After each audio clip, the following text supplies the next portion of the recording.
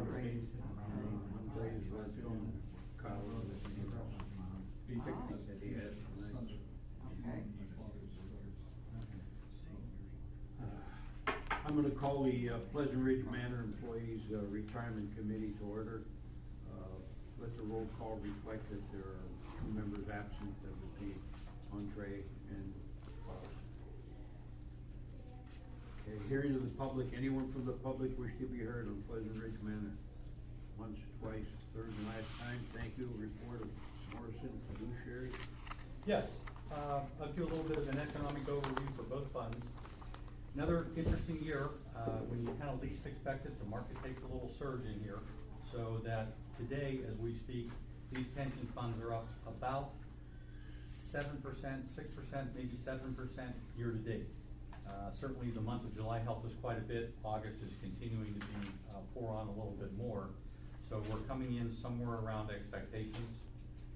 I think it's kind of amazing. People have complained that the economy isn't that strong, but over the last 18 months, I think the resiliency of the economy is demonstrated by the fact that we've had pretty much a washout in the energy commodity sector, which is about 13% of the GNP. And that we've continued to gain employment over the last 18 months. We've continued to gain some economic growth, below 2%, of course, but nevertheless positive, at a time when, you know, one of our biggest economic engines laid off about 500,000 high quality, highly skilled, high paid jobs. The capital investment that the energy sector had been providing in the 5 previous years, it might have been got cut in half, which is a big shock to the capital goods industry. And then lastly, any of the profits or distributions from the energy industry in terms of energy royalties and profits and gains and so forth, you know, all those have basically gone to zero or negative. So it has been a little bit of a train wreck in 13% of our economy, but the rest of the economy seems to survive. So the result is that profits have been flat for the last 12 or 18 months. If you take the energy sector out and you just deal with the remaining 85% of the companies, profits have still been up about 8%, revenue growth has been 2-3%. Now that the energy sector is reset and all the comparisons going forward will be back on these very low, rewritten, kind of redesigned business models, earnings growth in the capital goods or in the energy sector should turn positive. We're expecting to see earnings start to grow this year. Some people have said that they'll be growing in the mid-single digits by the end of the year. And then next year, we should see solid earnings growth and solid revenue growth. So it's been a little bit of a pause, but the market is starting to anticipate this type of information. And frankly, considering how significant that energy sector adjustment was, I think the markets have been doing really, really well. Things like Brexit are a threat, but not a reality yet. They're very far off. Presidential election is becoming more tilted toward a Democratic victory in the presidential race. If you look deeper into the Democratic politics and the economic advisors that might be advising this administration, they're very pro-trade. They're very stimulative from a fiscal policy and a spending policy. They're very pro-infrastructure. These are all the type of things that U.S. companies find very, very attractive. So things like anti-trade and you know, the cut in government spending, those type of things kind of scare business. So the research sources we have coming in are pretty positive right here. They're optimistic. They're looking ahead at a very strong consumer. They're looking at light debt loads. They're looking at a 4% growth in sales and consumer spending. They're seeing something like a 7-8% or higher growth in earnings. So I think that what we're doing here makes sense to stay fully invested and have that conviction. Again, I'm happy that this isn't a negative year given how much we have to digest. So if there's any questions or comments, that's kind of the economic overview to this. Frank, what do you feel took up the slack in the economy for the energy sector? What filled in that prevented that from being a bigger hiccup than it was? Well, I think a couple things. First of all, the economy is still a little bit starved for good candidates for employment.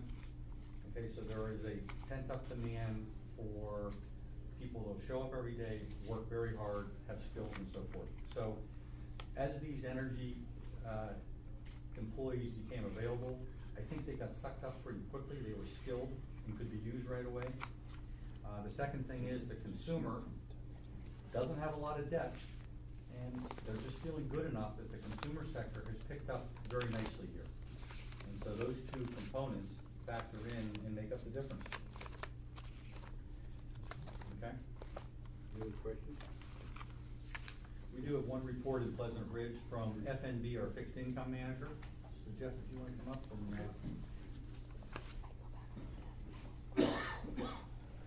Thanks, Frank. Yes, just wanted to come in and provide everyone an update. We had dropped some booklets off earlier in the week that should be in your packets there, but just a quick overview. I'm not going to touch on anything economic. I think Frank hit on all of those points. Our philosophy is pretty much in line with what Frank has been saying. From a portfolio summary, numbers as of June 30th, total market value of the fixed income portion that we manage is a little over $18 million.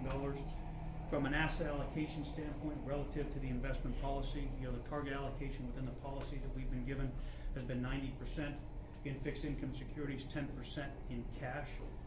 In light of the low rate environment with near zero yield still on cash, we've been keeping that cash allocation at minimal levels. We're just barely above 1%. For liquidity in the portfolio, we are using a combination of low-cost institutional index funds for a portion of it run by Vanguard with a short-term duration there. So as cash flow needs arise for the portfolio for rebalancing or distributions, we're able to tap into those funds fairly quickly, so rather than having it sit in cash. From a portfolio overview standpoint, the statistics in the packet we have are as of June 30th. We've recently made some changes.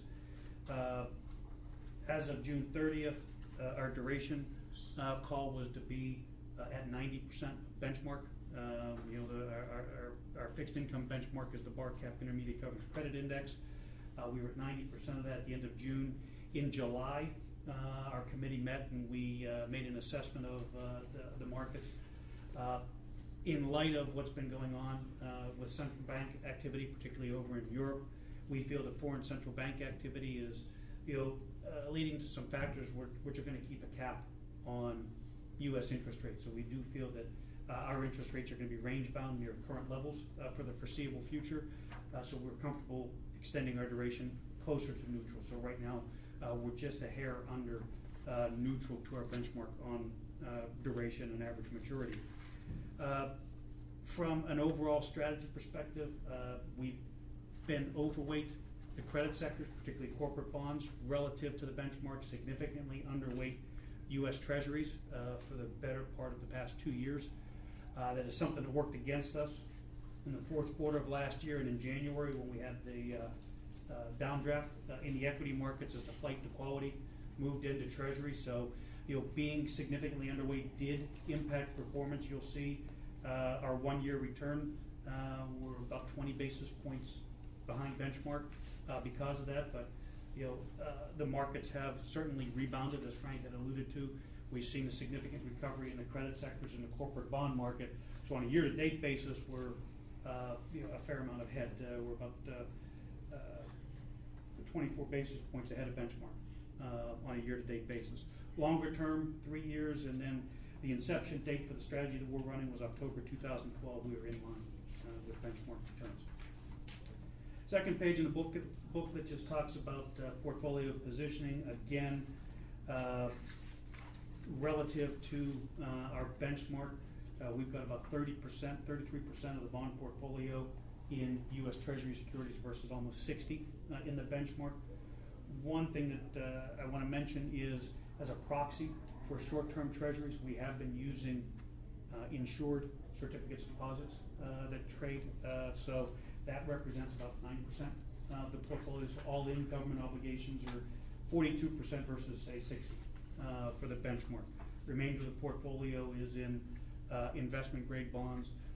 We've been tilting our credit quality more towards the higher grade credits as we're reinvesting proceeds from maturities. You know, instead when we were focusing on single A credits, now we're starting to focus more on purchasing some double A and triple A credits, so to boost the average credit quality in the underlying portfolio. Other than that, our strategy continues to, there's some talking points in the book just on our overall philosophy and strategy and what we're thinking. From a security structure standpoint, we are leaning towards and favoring premium coupon bonds as well as some adjustable rate bonds in the portfolio. We do feel that a lot of the price appreciation in the bond market has happened. Until interest rates start to move significantly, we really don't see much price movement. So the bulk of the returns are going to come from that coupon income or the carry trade. So it's partially, you know, that's heavily weighing on our decision to be overweight corporates to capture that higher coupon income. Do you own municipal bonds in here at all? I noticed in some of your, you make reference to it, but Yeah. not for this account. Not directly, where that's coming from, you know, in some of our pieces, some funds that we have some municipal bond holdings. And we have looked at, particularly in the longer segments, we've been noticing that municipal bond yields, even though they're tax exempt, when you compare them relative to long-term treasuries, so we have been substituting in strategies where we have long-term treasuries in there that will use municipal bonds in that space. Also, some taxable munis that are in these, the Build America bonds, you know, may show up in some of our strategies. Good, okay. Well, excellent. Any questions? Any questions from members?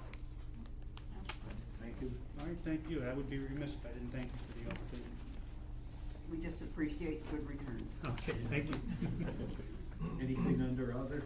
If not, I'll entertain a motion for adjournment of the Pleasant Ridge Manor. I second. Second, all in favor? Oh, wait, I'm sorry. Go ahead. I meant to ask, Mr. Chairman, Frank, can you go over the actual performance of the Yes. Pleasant Ridge, you know? I think Okay. that's worth noting. Over on page 15 is where this starts. You know, this fund has been invested a little more conservatively than Erie County fund has, so the returns are a little bit different, but they've ended up being just as good or maybe even better in some cases. So the total fund over the last year-to-date is about 3.2% through June 30.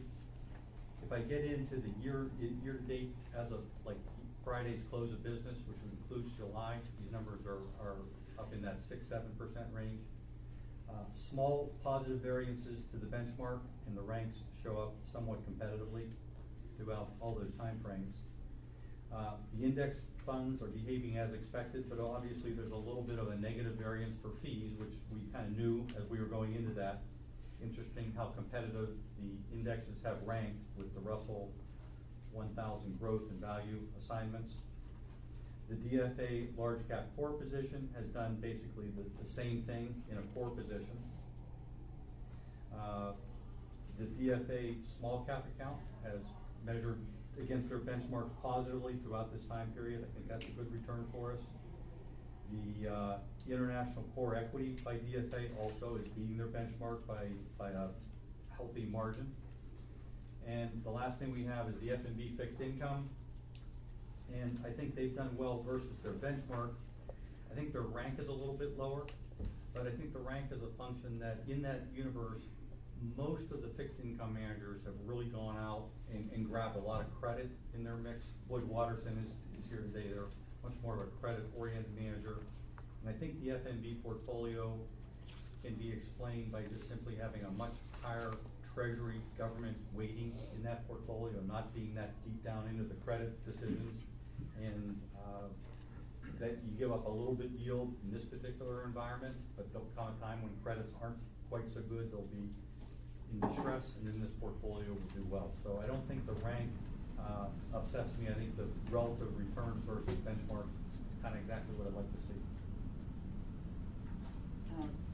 Frank, I just wanted to comment that I think that the overall ranking on the 1 year of 37, I'm very pleased with what we've seen happen since we've made some major changes over 2 years ago, or I think about 2.5 years now.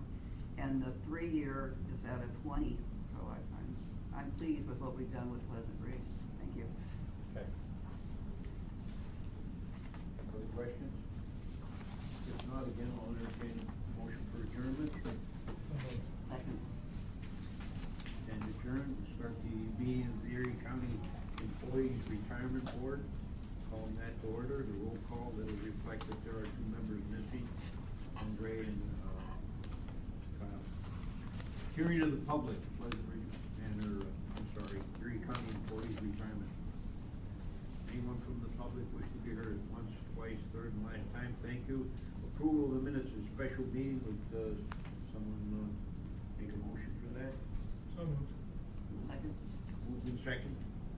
All those in favor signify by saying aye. Aye. Opposed, so carried. Next report of Morrison fiduciary.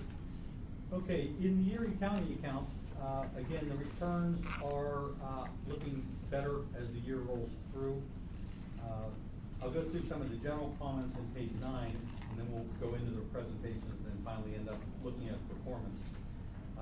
The general comments are the fund is 53% weighted in equities, which really is not a very big allocation in here. The securities lending revenue is coming in just about on target. They've got that program fully implemented. They are gonna make a small change in the money market position in the fund because some of the rules regarding money markets have changed, and while we don't use a lot of money markets as an investment vehicle, we use some. And certain money markets will now not guarantee a $1 share price, so theoretically we could have very small price adjustments from par. As a result, they will not be using money market funds that have that market value adjustment vehicle.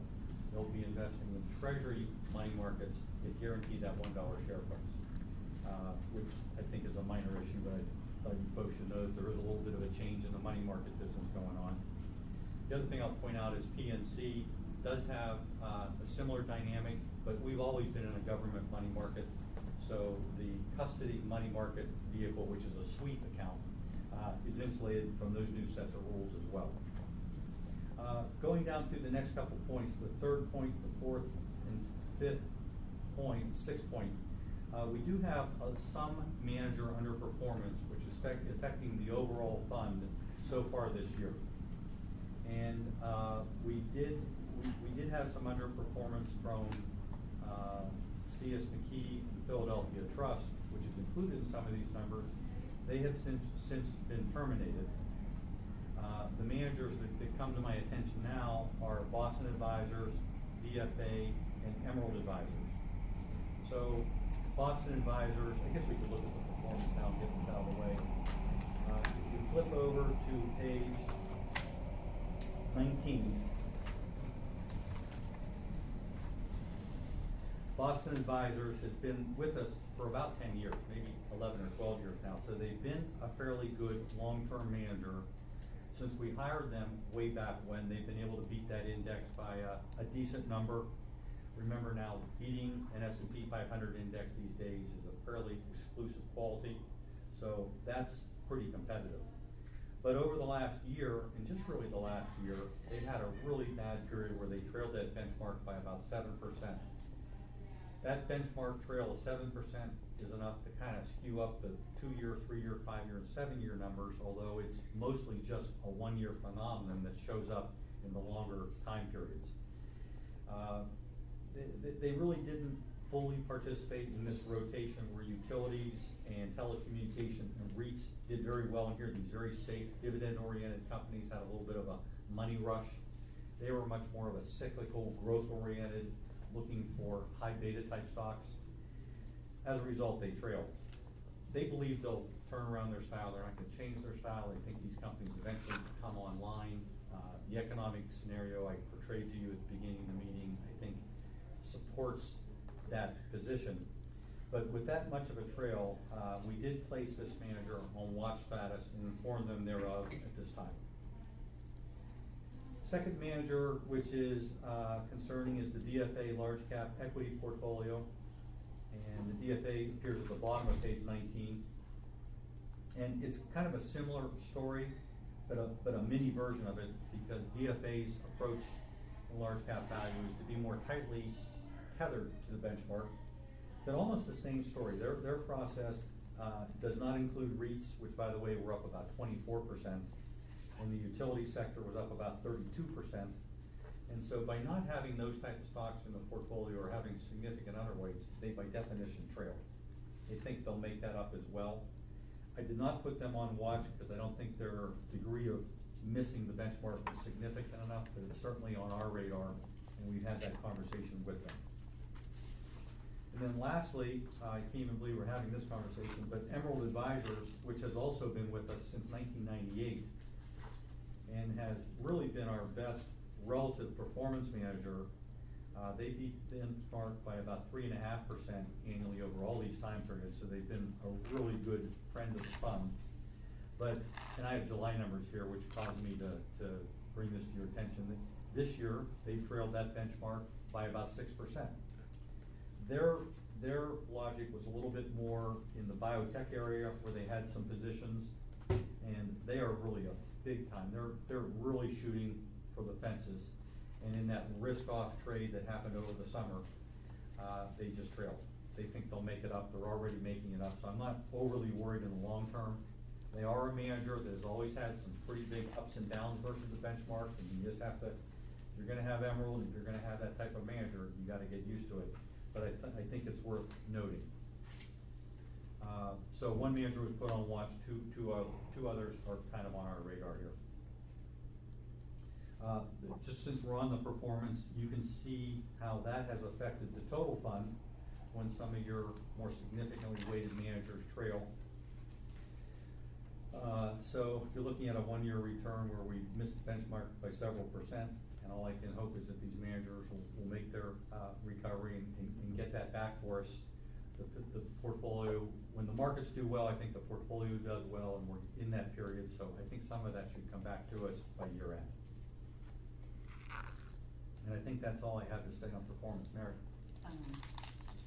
Frank, I would like to discuss the numbers on the Templeton International.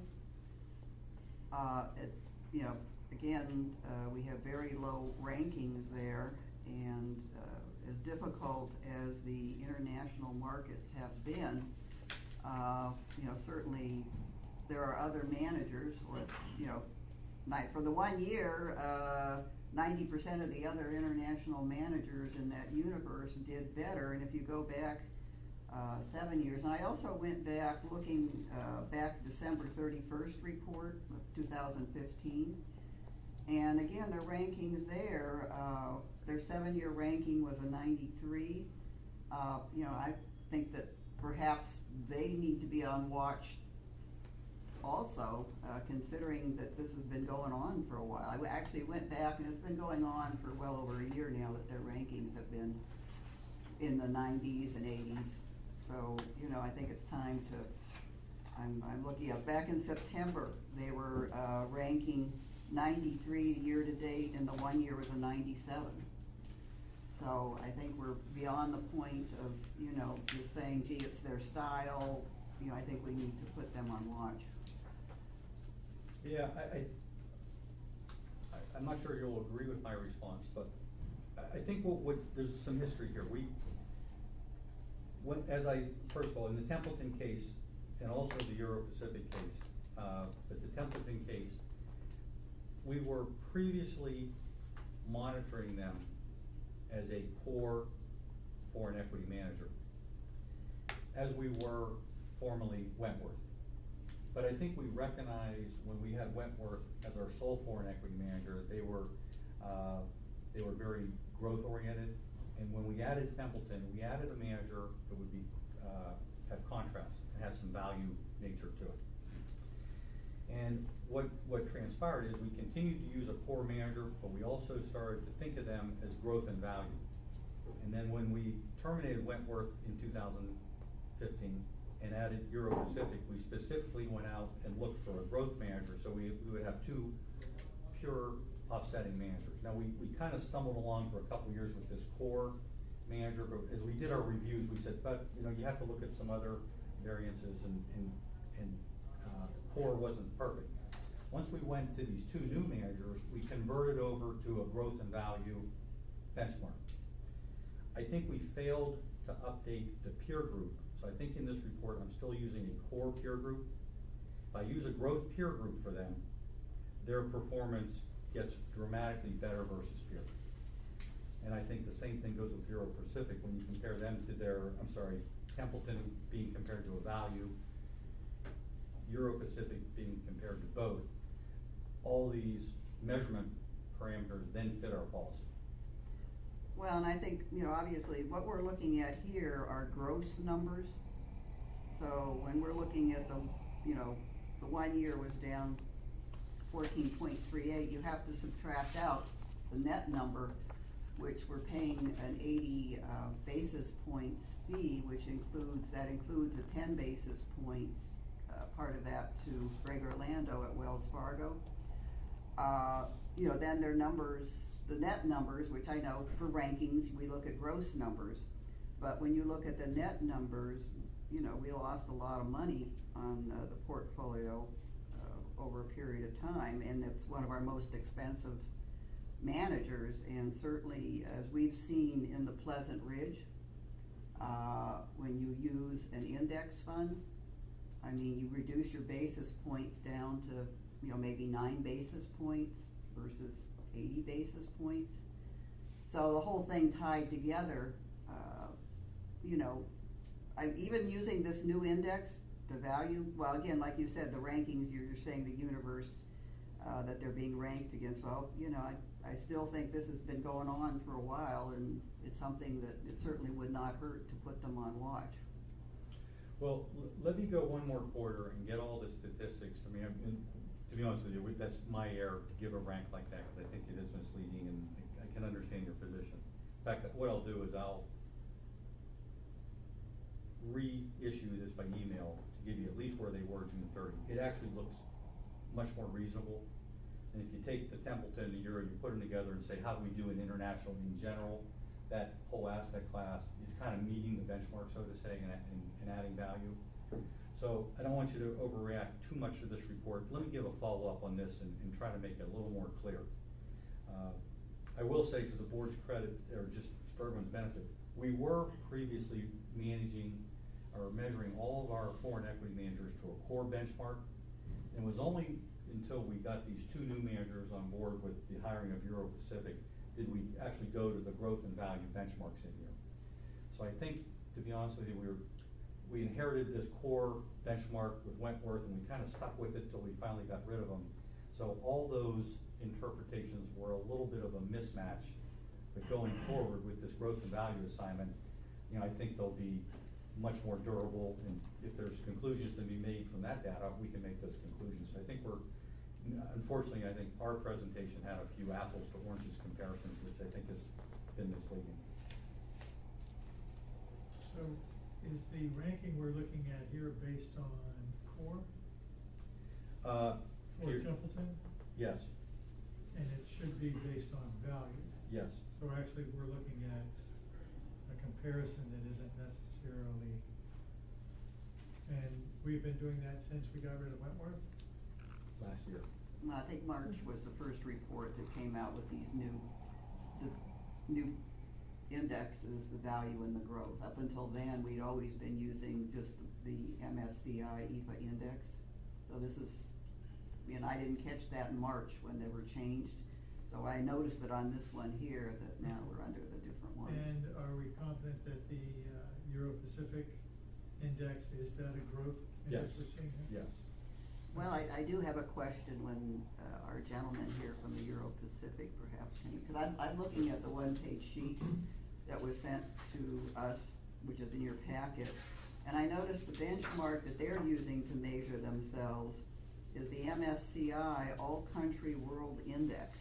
Yes, that's correct. We do that because we hold roughly 25% of the holdings are in emerging markets, and that's pretty much in line with that index. So as an internal gauge to help us and our clients see how we're doing relatively, we use the MSCI. Well, my question to you and to Frank, then perhaps since that's the index that you yourself are using to measure your fund, that would be more appropriate than this MSCI EFA Growth Index.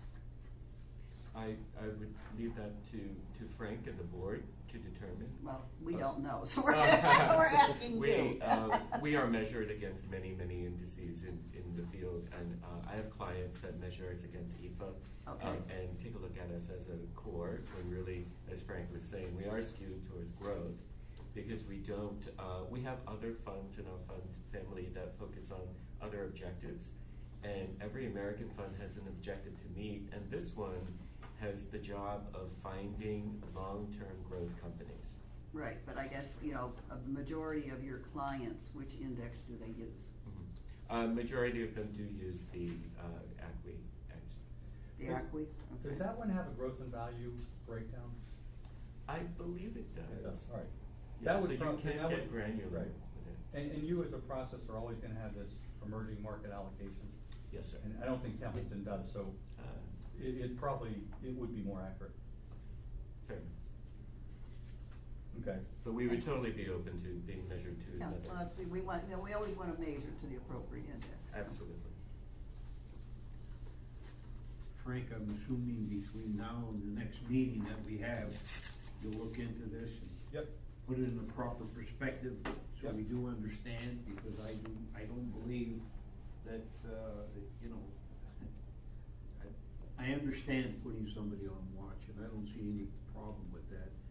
It more or less indicates to those individuals that we are looking to see what their performance is all about, and to determine whether or not we're gonna continue with them.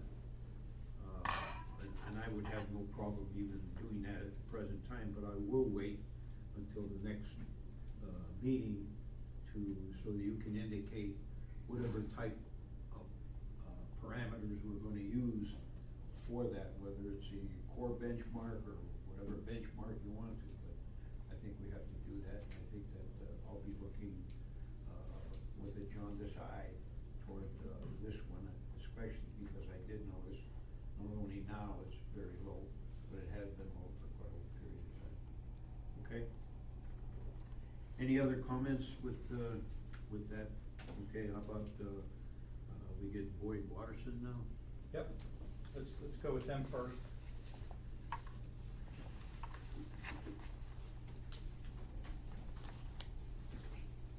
Good afternoon. I brought a summary of the fixed income as well as the real estate, and I have packets of greater detail on the real estate. If anybody would like to have one, I'm happy to. I'll give one to Frank. If anybody else wants one, I'll give you one.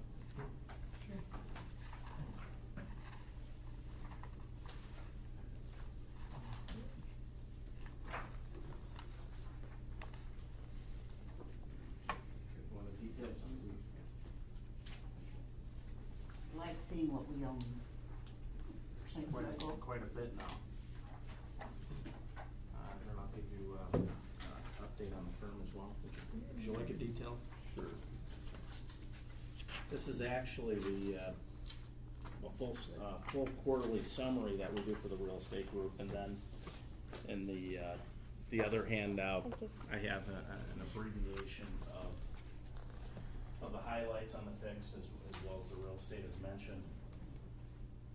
Organizationally, I'd like to share, we've probably added maybe a half a dozen new employees this year in the fixed income group as well as the real estate group.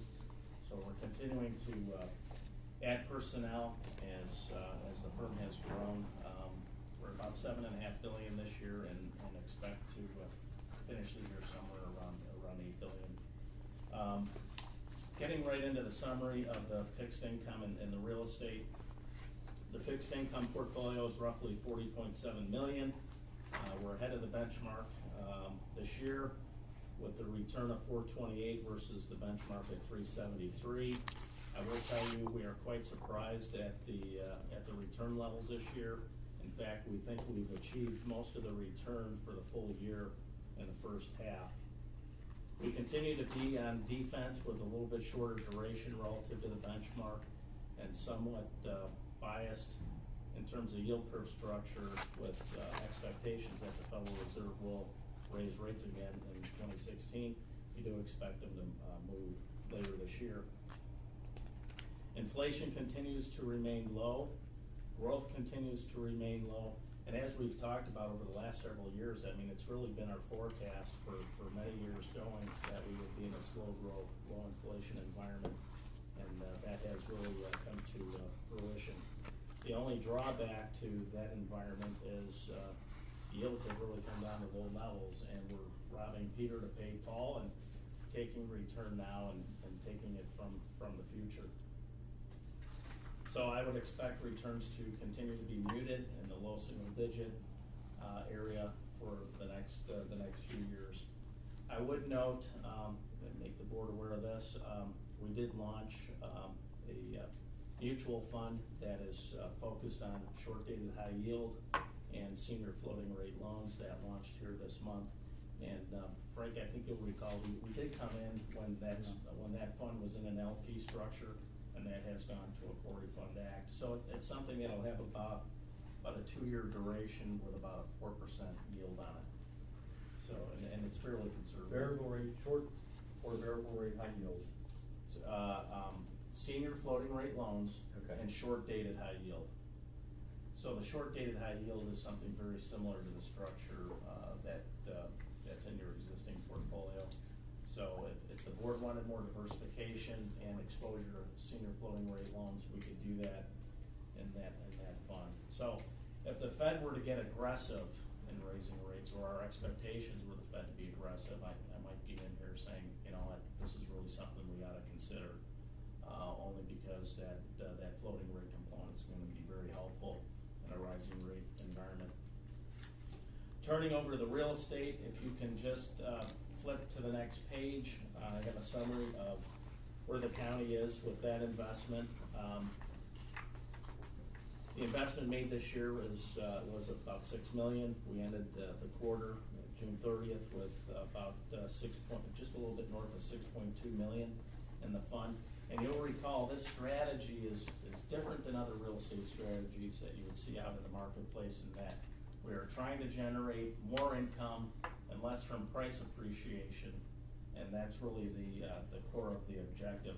But being able to do that with stability of a cash flow stream, and we are able to do that given the types of assets that we bought. And with that, why don't you flip over to the next page, and I'll give you some idea of some of the acquisitions we've made in the most recent quarter. Let me just go back to that page. So with that net return, how much of that is income and how much of that would be the effect of appreciation or depreciation? So the income return for the quarter was 199.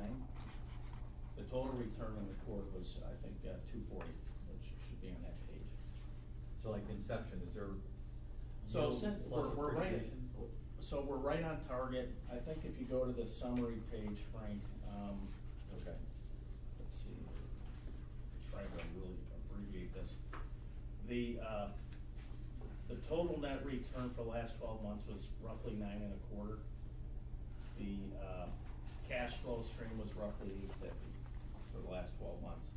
So, Okay. you know, when we were initially launching this fund, and, you know, we've talked about this over the last couple of years. You'll recall this fund launched in October of 13. Our target was between 7 and 9 cash flow. We're returning 8%. We're on target, a little bit north of that in the last 12 months. That's fine. It didn't show up, it didn't look that way on free, but that's what I was expecting. Yeah, okay. So in the most recent quarter, you can see some of the activity if you flip over the page. So we did make the biggest acquisition in the portfolio to date. And this is skewed, I would say, probably to the higher end of the portfolio for sure. But we have seen a lot of interest in the fund since we've launched this, and we're on track. You know, I think initially when we came in here, the fund may have had 150 or 200 million. I think we're on track to close this year at about 1.3 billion in the fund. But the largest acquisition we've made to date is the FBI facility in Orange County. It was about a $60 million transaction.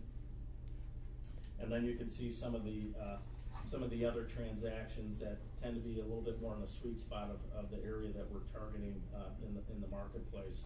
So very good diversification. The activity continues to be high in the fund.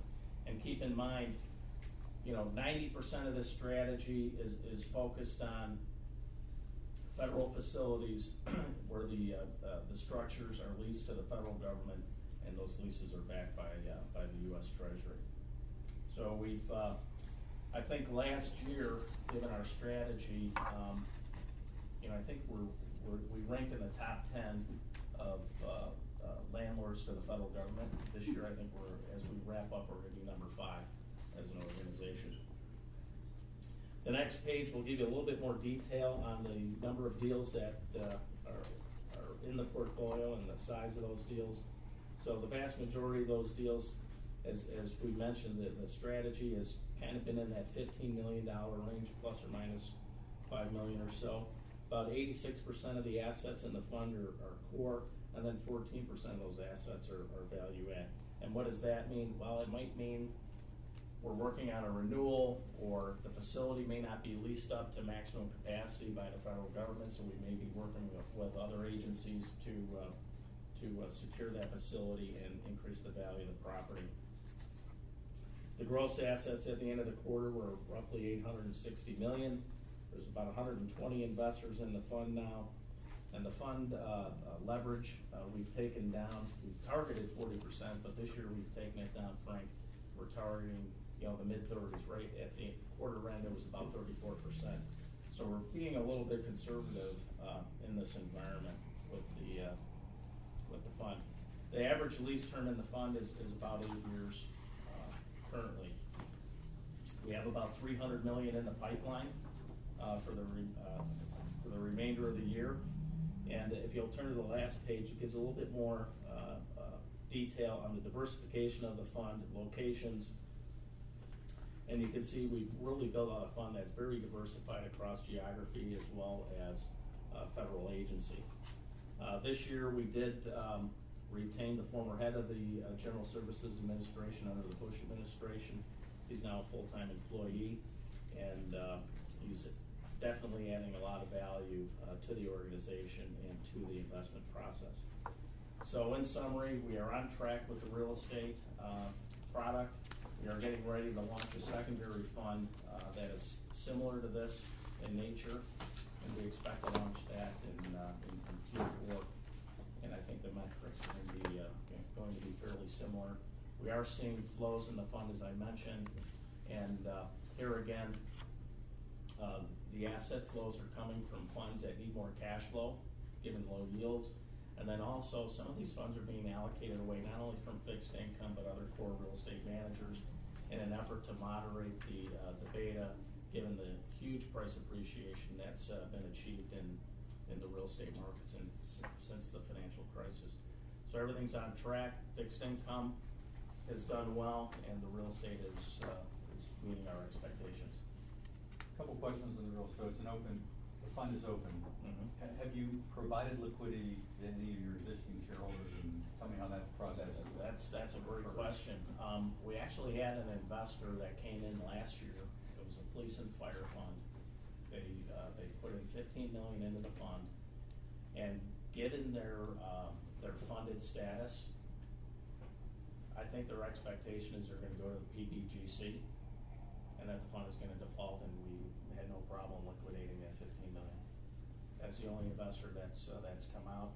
Roughly about 70% of the plans that are invested in the fund are dividend reinvestment. And then I know some of the return is appreciation, so from your cost to its current market value, how much appreciation have you reflected in your portfolio? I think I think we're targeting 2 or inflation over time. Right. But that's been about the number. So last year's number was around 2%. So your appreciation hasn't been in excess of inflation in what you're saying? Well, it has been a little bit, right? Just a little bit over inflation. And long term, we're expecting the fund, with a pickup of inflation, because replacement cost is significant. It's going to be somewhere around 10, maybe 12 in the long term. So, you know, as we mentioned, you know, this is a very conservative strategy in the real estate space. There are only a few managers in the marketplace that are focused in this area. And as we mentioned, when we developed this strategy, you know, it's a segment of the market that hasn't received a lot of attention, especially given the size of the deals that we're trying to garner. But right now, you know, we are a go-to manager in this space, and you're going to see USAA and JP Morgan and Vornado, and they're really focused on these types of facilities in the big primary markets, New York, Chicago, San Francisco, and even though we bought this FBI facility in Orange County, that's at the higher end of any of the deals that we're going to do. You know, our CIO in the real estate group really felt there was a lot of value add with that particular facility, and I think that's a facility that long term is going to probably get a little bit more price appreciation relative to other assets that might be in the portfolio. You do wonder why the FBI needs a 200,000 square foot building in Orange County, but I guess There's a lot going on there. There's a lot going on in there. You know, I actually did a GSA presentation to a small a union plan down in the Los Angeles area, and I was surprised that there was actually a little FBI office down there. So, you know, maybe they're doing some consolidating in the region. But I will tell you, the allocation to security is going to do nothing but go higher relative to the budget in the federal government. And over time, you know, the real estate and operating budget of the federal government in terms of operations and personnel, basically we're housing personnel, has grown at about 1%. When it gets to security, the number's significantly higher than that. And so, you know, with the world we live in today, right, it shouldn't be a big surprise. Erie? Michael, I'm just looking at the second and the third page, and I'm a little confused here. Under the performance comments, as you noted, the 12-month trailing period was 9.26. Mm-hmm. But then I'm looking at the following page, and it has trailing 12 months, and says net 3.57. What's the difference between those two numbers? Okay, so number one, Erie County hasn't been in 12 months, but the gross is the gross return, gross of any operating expenses, administration, documentation, closing. I realize that. Yeah, and then the net is your return for your portfolio. And I guess which way, because it says total net return 9.26. But then Yeah. on the next page, it says trailing 12 months net return 3.57. Well, that would be for your fund. So this is automatically generated. You haven't been in 12 months, you've only been in. Okay, so that's really, since inception, it's Yeah. not a year. Right. It's not a trailing 12 Right, months. right. Which Yeah, was you should- January yeah. this year. Yeah, Okay, yeah, all that. right, so that's just actually- a mislabeling. Yeah, I should actually go back and talk to the programmer and say, hey, look, if they haven't been in there 12 months, we shouldn't be reporting. Yeah, numbers. yeah, okay, that's what I wanted to know, Yeah, So, okay. yeah, that's a mistake. All right, great. We only have 2.7% of this, but I think it's a nice alternative to fixed income, for what it's worth, so. And that's Rolled out really where very we've seen a nicely. lot of demand is especially health and welfare plans, where, you know, you go into the bond market and you're getting 2% cash flow. The health and welfare plan cannot operate with that type of cash flow, mainly due to the fact that they're predominantly 80-20 fixed to equity.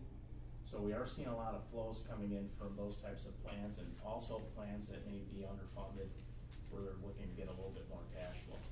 On that big FBI building, what was your investment rate of return at purchase? Well, you know, the guesstimate would be, you know, take a look at that cap rate. Yeah, cap rate. I guess it's on there. So that's at the higher end of the pricing range. So the cap rate there is 640. I think the average in the fund right now is dipped below 750. So I think we're around 740. And traditional real estate, I think the NACREIF is somewhere in the fives. So, you know, this is at the higher end of the range for something that we would buy. But the opportunity set, I think, was significant for us to pay up a little bit to have this type of facility in the portfolio. So, you know, And the so risk we're getting is some of the- the 8 and the 9 range, you know. And the higher yield is commanded because there's a belief that they could close this thing and hand your building back someday, or some really extreme government budget process. For a higher cap rate? For a facility with a higher cap rate, do you mean? No, it's just you'd lose your tenant. Oh, yeah, the cap rate's definitely going higher. And so part of the due diligence process before we buy any of these facilities is what happens if there is a non-renewal and, we have to repurpose the facility. So we have to do all that work in addition to doing all the research on the, number one, we're going through the federal budget. Number two, we're doing the research on each individual agency within the federal government. And there's about 60 different agencies that we're doing the research on. So, you know, a key component to all this, because that is the biggest risk in this strategy, is a non-renewal. USAA funds has a similar strategy out there, only from this perspective. It's focused on government buildings, but there's only about 9 or 10 assets in that fund. Here you're talking about greater diversity, diversification across different agencies. The FBI rented it, or leased that building, 500,000 square feet, and they're using the whole thing. It's all FBI. There's no FBI. leasing going on there, nothing. Well, you know, in the fund itself, we can go up to 10 to, maybe we just changed the rules to 15% of non-FBI, but I'm pretty sure that's mostly FBI in that building. Very customized building too, I think you're gonna find in terms of security and what they needed the building to do for them. Which isn't particularly useful to the general public, but it's an interesting lease, I bet. And, you know, because of security for a number of these facilities, you know, other than like data centers and things of that nature, you know, security is a key reason why the renewal rates are fairly high, for our portfolio. So we haven't had any non-renewals in the fund. We actually bought, I think, 1 or 2 buildings that were scheduled for non-renewal, and, given our relationship with the GSA and the ability to, you know, go in and meet with the Obama administration's head of the GSA and their team there, you know, we're figuring out ways to solve their problems and getting a renewal plus maybe some other agencies into the facility that might be locally within the region. Good, very innovative. Okay, we have, Questions from members of the board?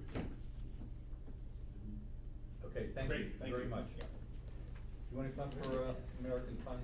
Last but hopefully not least, and I wanted to acknowledge that it's been a really difficult time to be investing in international equity, the exact time that Erie County has been holding the fund. So I apologize on behalf of our portfolio managers. We should have been more additive in this period of time, because all of the portfolio managers, and you can see here, is that just some notes to Yeah, reference? absolutely. All of the portfolio managers, I'm referencing 2 handouts. This first one, and then there's a second here, the market review as well. So on that first sheet, if you take a look at the lineup of the portfolio managers on the right side, every single one of our portfolio managers have been on this fund for at least 10 years. And that means they've been managing money for investors like yourselves through a very volatile time, including the 2008-2009 global recession. It's that bench strength that we rely on to get us through this difficult period of volatility, and I will touch on what they're thinking. But let me backtrack. This is our first time presenting here at Erie County. I just wanted to give a broad overview of the firm, if that's all right, Frank? Yep. Cool. Capital Group. Some things to understand about us. We've been managing money for 85 years, and it's the only thing that we do.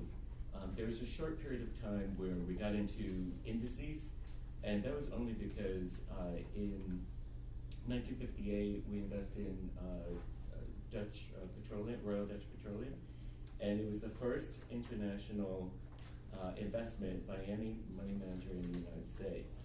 So that started us on the track of building our expertise and capabilities in international equity. So the MSCI, the CI there is Capital International.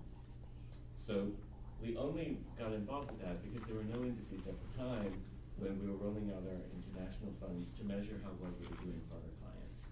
We have since sold off that firm, that company. So the firm is completely invested in just managing money, the majority of it for retirement. And so we have about $1.4 trillion of assets under management, and about $450 billion of that is institutional. And of that, about $15 billion is public funds. And I am a relationship manager on the public funds team. We have 2 dedicated public funds team where I spend all of my time with public funds like yourselves. So with that, now you know who you're investing with. Let's take a look at what you're invested in. So the fund itself, I like to always start with the objective in that blue box. The objective for your Pacific Growth Fund is to provide long-term growth capital. So long-term, everything we do is long-term at Capital Group. We don't have any short-term funds. They're all based on the long-term. Growth for us means we're looking for companies that have sustained growth for this fund. We have other funds that have other objectives. This one is all about the growth. And thank you for adding it as your international growth component back in October. I'd like to highlight the portfolio turnover just below that blue box there. You'll see in each of those 5 years, the turnover for the portfolio has been between 24 and 30% year over year.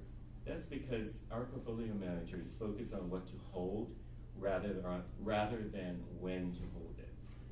And that's important because they're looking for companies with really great balance sheets that have something new and different to offer the world and investors like yourselves.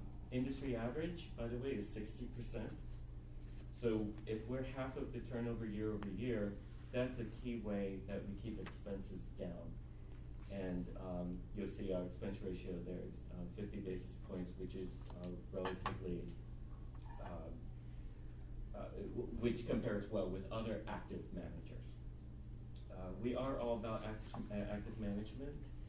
If I'll have you turn that page over. The largest holdings there on the left, you'll see these are the biggest positions in the portfolio. That top 10 adds up to roughly 20% of the portfolio. And then if you expand that out and you take a look at the top 20 holdings in the fund, it represents 31% of the entire fund. So it's very concentrated. I believe there's roughly about 200 holdings at any point. And that's because we are acting on our portfolio managers are acting on their strongest convictions. Which leads me, I'd be remiss if I didn't cover our capital system just briefly. It's a means of managing money that we developed in the 1950s, and we've been tweaking it as we go. We believe that investment is not an individual thing, it is a team exercise. And that is why on this fund, and you'll see on all of our funds, we have multiple managers. Each one of the managers manage a different sleeve of the portfolio, and then there's an extra sleeve that is managed by our research portfolio, and that is made up of analysts. They cover either industries or they cover regions or countries, and they also manage money. And why that's important is because all of them, analysts or portfolio managers, are compensated on 1, 3, 5, and rolling 8-year periods. So we're really aligned with the long term because we believe retirement money should be focused on long term. With that, let's take a look at how the fund has done. That's the meat and potatoes of what we're looking for here. So performance, the numbers you see on the sheet here, this is a quarterly sheet, they're through June 30th. And you'll see that for the second quarter, we were not additive. Year to date, we're not additive. And 1 year, it's been a terrible year, negative 10%. But I'll be happy to report that when you take a look at the July numbers, which have not been published yet in our materials, July, we've brought that back a bit. So year to date now, we're additive. It's plus 2.8% for the year through July 31st. And the 1 year number, we brought back some of those losses.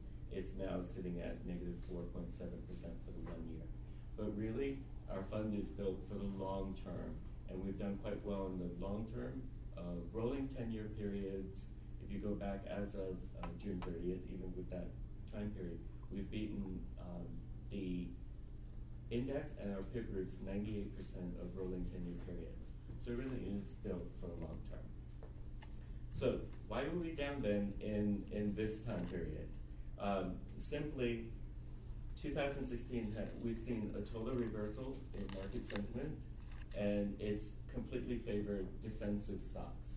And that is partly because of the low yield environment. So I find that lots of my clients, they're chasing yield because they're not getting that income that they used to. And because of that, the stocks that we invest in this portfolio have not done well in that environment. We are optimistic that things will change, that central banks will lift those constraints.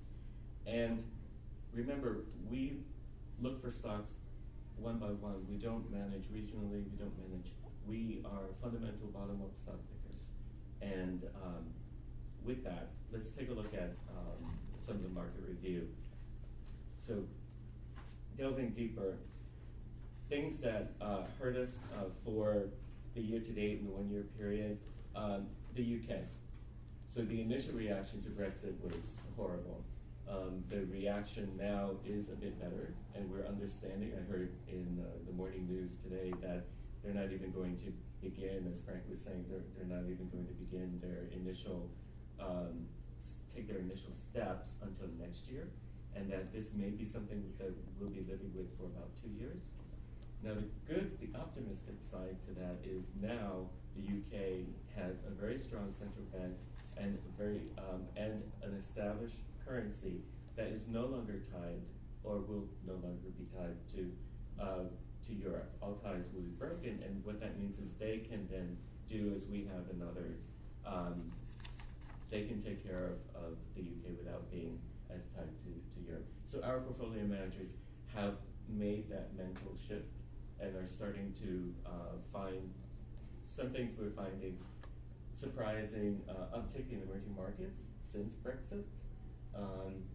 We have found that I believe since Brexit, well, year to date, the MSCI EM index is up like 11%. And with active management added on top of that, we should be able to find more value there for you. And that's one of the benefits of why we have the emerging markets exposure we do. So UK hurt us. Going back to what happened. Specifically in the UK, we found that the biggest detractors were Barclays, Associated British Foods, and Prudential. And Barclays mainly because it was a bank, direct impact from Brexit. Associated British Foods because their revenues are more in the UK than our other UK holdings. You know, just, Yes. I don't want you to get too detailed Okay. and use more time than we go on it. Okay. Yes, sir. I don't wanna. Yes. Moving to the euro. Why don't I do this? Why don't I share with you what our outlook is, since you know that the fund has not performed well this 1 year period. So the outlook is, given our focus and our bottom-up research, we found that we're going to be continuing to concentrate on technology and healthcare for strong reasons. Technology, we're looking for companies that can help in building this wireless world, and we have many of those holdings in the portfolio, and we're looking for even more. You know, one of the benefits for being a privately held company was in the global recession in 2008, 2009, we actually added 2 research offices. So we added a research office in Beijing and a research office in Mumbai. And we have analysts there who are really going out and seeing companies right there. So they're finding opportunities that are not in the index that others are not finding. That's one place we were looking. We've been adding a little bit to energy and commodities, but we're still well below benchmark there. We're just recognizing that it's a little bit of cyclical exposure so that we don't lose so much in the portfolio from not participating at all. And finally, we're avoiding Japanese banks at this time because of the negative interest rates. We have never seen this unprecedented where central banks have taken the rate to negative territory. So with that, I'd entertain any question. Thank you. Any questions? Not, thank you. We just hired these folks back in December, January, so this is and they didn't make a presentation at the time, so this is the first time we've seen them. And I think the point I'd like to leave the board with is that they are a really big infrastructure, they're a big manufacturing plant for international equities. They have a lot of research, they have a lot of boots on the ground, they have a lot of history in it. And I think it's really hard to approach foreign equities without that type of an effort behind the stock selection process. So I think it's a good firm. We just hope the returns verify all that. Absolutely, and so do we. Yes. And thank you so much for having me participate in this. As I said, I work with public funds, and I have about 70 public fund clients, and it's phenomenal. I love my job. Good. Okay. Thank you very much. Jerry, I just have 2 more things in the book Go that ahead, I kind of skipped over. So I also want to know that, we have this small 4% allocation to these midstream MLPs, which is a little bit of a trouble spot for us. They did very, very well in the second quarter. I think the return might have been up around 17% or something. And then so far this quarter, they're improving along with the energy market. So it's a goofy thing. All of the original cash flow projections, distribution projections, dividend projections, and the growth thereof is intact. So this year, 85% of our pipeline companies have increased their distribution.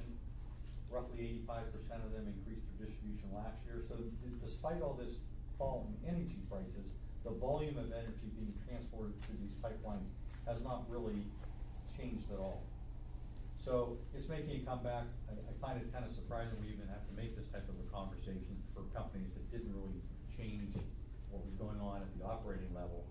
But at this point, this made a pretty healthy correction. We still have 10 or 15% to go to get back to our original cost basis, but it's happening. The second thing is, because of that, I did put Millard Howard on watch as well. We might have been a quarter or 2 late on that, so they are on watch. They totally understand why they're on watch. They've had some underperformance versus the benchmark, plus the asset class hasn't done well, so I should make you aware of that.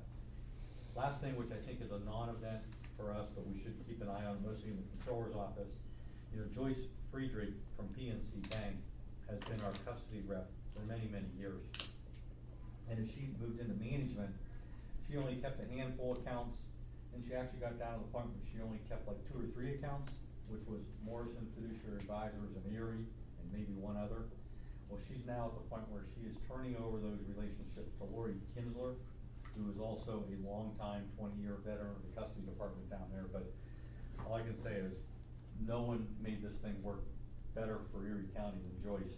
And I believe Lori will do just as good, but just make that note and thank Joyce for all those years of good service, because she's been on top of this account all those years.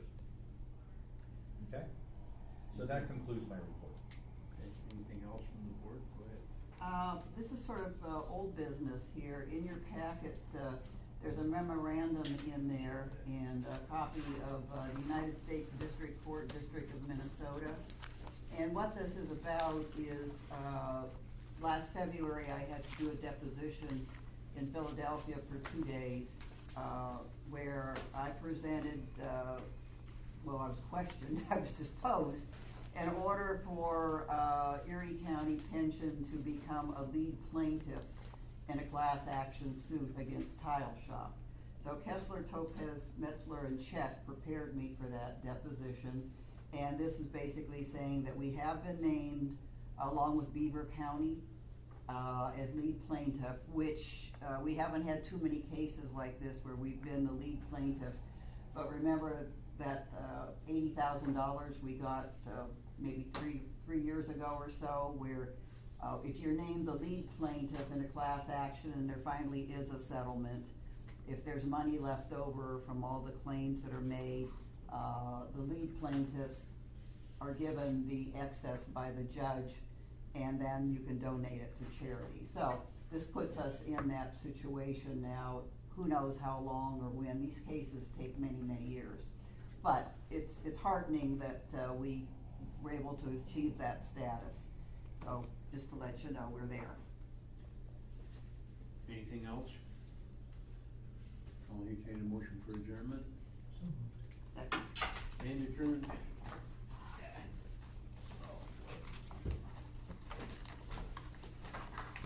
Okay, Gary, they did leave some of these boy water tanks, leave some of these boy water tanks, leave some of these boy water tanks, leave some of these boy water tanks, leave some of these boy water tanks, leave some of these boy water tanks, leave some of these boy water